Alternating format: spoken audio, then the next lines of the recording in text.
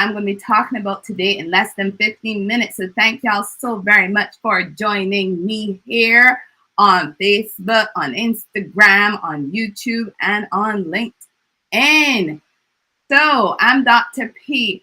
I'm a strategic business coach and I work with micro business owners and I help them with figuring out, how to structure their goals, their processes, and their operations so that they can have profitable businesses. So, no surprise, goals are a big part of what we work on together. So, I really wanted to talk about this topic today, smart versus smarter goals.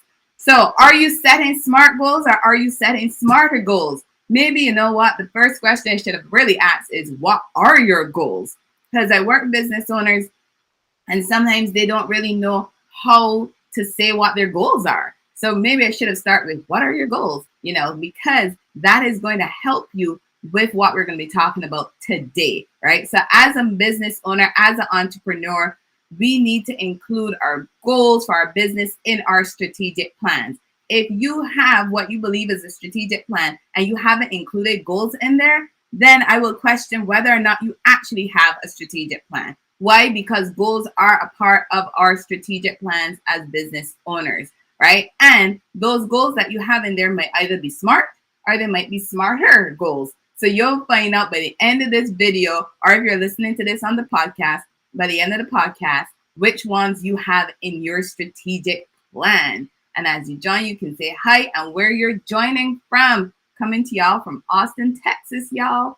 So, like I said, I want to be sharing with y'all the difference between smart versus smarter goals and why you should even care about what that difference is. So, like many of you, I was really familiar with SMART goals, more so than with smarter goals. And this is from my days of working in the school system as a school psychologist and a special education administrator to now working as a strategic business coach. I create SMART goals for myself and for my business. And as I mentioned before, I help micro business owners create SMART goals for themselves and for their businesses, right? So one of the many things that I realized that I was doing was, once I had that SMART goal, I made sure to include time to evaluate the effectiveness of the actions that I was taking to determine whether or not I needed to make changes to my goal.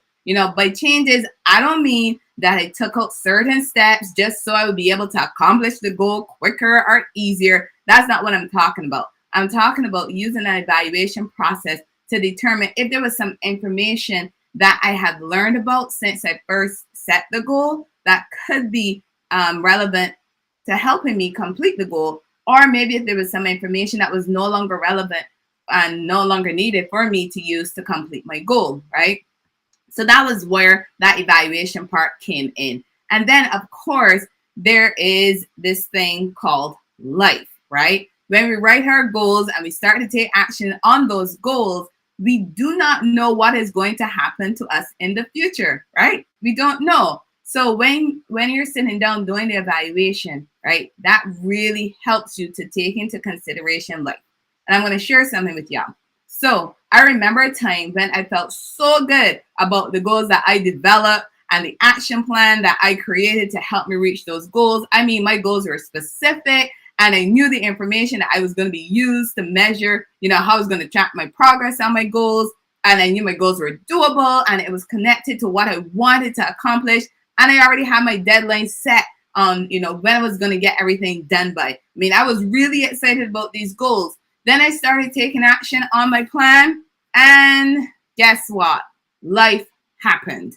Because by the time the due date came for my actions, for the things that I set out that I wanted to accomplish by a specific time, by the time those dates came, I realized how much life events had impacted my ability to actually make progress towards my goals. And not gonna lie, at first I was really bummed about the fact I didn't make the amount of progress that I thought I was going to be making. But then I realized, you know what? Life happens. Let me look at what has happened and let me look at what I've actually completed so that I can look at the new information that was presented to me and then make the necessary adjustments so that I could continue working towards my goal, right? Because I realized it was necessary to make some revisions So then guess what? I followed that revised plan and I was able to accomplish my goals. Really felt so much better about that. Because I mean, what was going to be the alternative, right? Give up on my goals? I wasn't going to do that. Sometimes you get some setbacks in life and we just have to figure out how we're going to utilize those setbacks so that we can overcome them and move towards that success we're looking for. So what does my experience have to do today's topic of smart versus smarter? I'm going to share that with you right now, what it has to do with this. So what are SMART goals? For those of you who are watching this, you might already know, right? So SMART goals are specific, they're measurable, they're attainable, they're realistic or relevant, depending on which R you use, and they're time bound. So I'm going to talk about each one of those areas for a little bit, right? So the first one is specific. So when a goal is specific, it includes a verb, that action word that states how you intend to achieve the things that you want to be achieving, right? It includes stating the what of the thing that you want to accomplish. This is the thing that you want to get to, right? So that's being specific. Being measurable is your goal must include the things that you need to be tracking so that you can determine whether or not you are making progress towards your goal. So put another way, if you've watched any of my videos before, you've heard me talk about metrics. Metrics are important. When our goal is measurable, we know what our metrics are and we know what we're going to be using to track our progress towards our goals. So that's 2 so far. The A is for attainable, and attainable means that when your goal is attainable, it means that you have a goal that includes actions within your control, things that you can actually do. Your goal shouldn't be so far beyond your reach that you feel like giving up because it seems almost impossible for you to achieve that goal.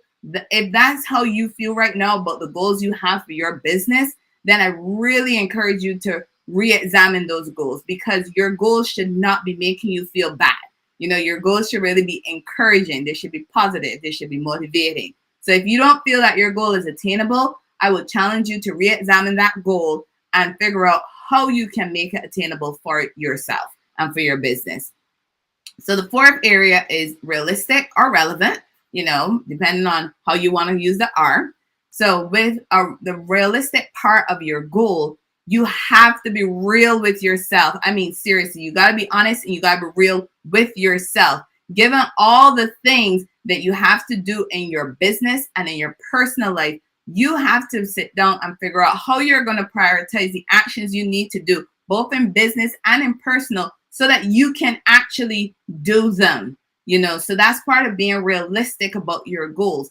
Don't set goals that you don't know how you're going to prioritize your action in both your personal and business life, and not be clear on how you're actually going to find the time to do the things that you need to be able to do, right?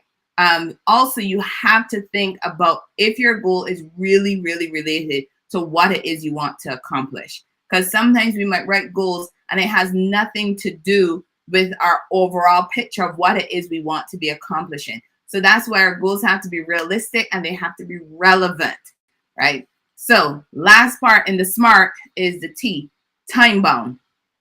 We are committing ourselves to our goal. And by that commitment, we have to put a deadline by which we're going to complete that goal. And that does mean we have to estimate the amount of time that it's going to take for us to complete a specific task or action that is moving us closer to accomplishing that goal. And that time bound factor, it might be a date or it might be a time frame. The point is you have to put some time bound element to your goals so that you know when you're going to actually be able to stop and figure out, hey, have I accomplished my goal, right? So these are the things that you need to make a SMART goal: being specific, being measurable, attainable, realistic or relevant, and time bound. So if that's what SMART goals are, you might be wondering, what are smarter goals, right? What does that E and that R stand for? Don't worry, I'm going to tell you right now what that E and that R stands for. That E and that R, first up is the E, evaluate. Taking action is great. I mean, I talk about the fact that solutions plus actions equals results, right? I help you with soaring. Solutions plus actions equals results. Help you to soar, right? That's what I help you with doing. Taking action is great. but we need to be evaluating our actions to ensure that we're actually making progress towards what it is that we want. So when I talk about solutions plus actions equals results, that's where that evaluation piece comes in when I work with clients. So I guess you're realizing I do help them with their smarter goals, right? Because we want to be able to evaluate where we have come. How is our progress doing? And a key part of that evaluation step is also we need to determine how often we're going to be evaluating our progress. That is something that we need to determine. It can't be, hey, evaluate today, but don't evaluate for a couple months. You have to determine how often you're going to be evaluating and actually stick to that evaluation plan that you have.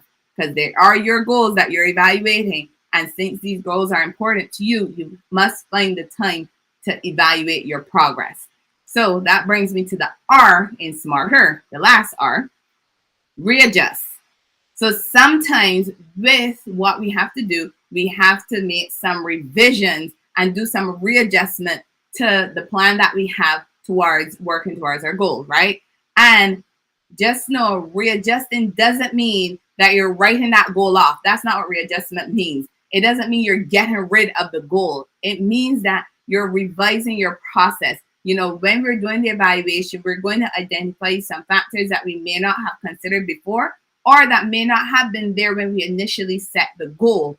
And we use those factors to help us with readjusting. And remember, when I was sharing about what had happened to me, that thing called life, life is unpredictable. So when you're doing that evaluation and doing that readjustment, you are factoring in what could possibly have been some life events that you hadn't considered before when you set the goal that you now need to incorporate into your goal, right? So that you can actually be able to take those actions and accomplish those goals, right? The whole point with readjusting is it's supposed to help us with identifying what are those possible barriers and how we can overcome those barriers. Because we created our goals because they're important to us. We don't want to be giving up on our goal, right? That's where the evaluation and the readjustment comes in very, very handy for helping us to be successful.